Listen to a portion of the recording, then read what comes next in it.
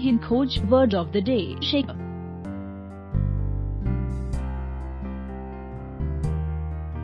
Shatter का हिंदी में मतलब चकनाचूर करना होता है। Shatter वर्ब या क्रिया के रूप में